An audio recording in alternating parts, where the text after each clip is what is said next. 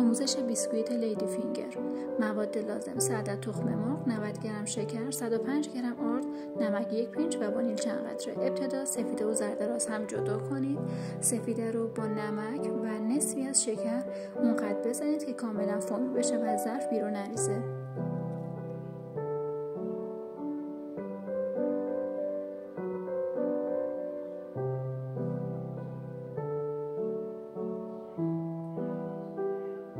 بعد از این مرحله نوبت زرده هاست.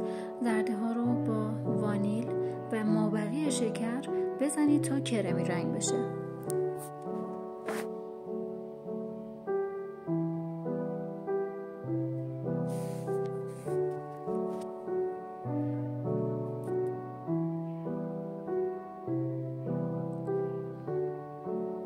حالا زرده ها رو آروم به سفیده هاتون اضافه کنید و دورانی با لیسک هم بزنید.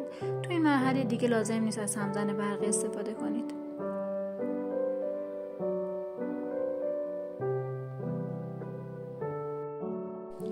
آرد رو توی 3 یا 4 مرحله آروم به موادتون اضافه کنید و با لیسک هم بزنید.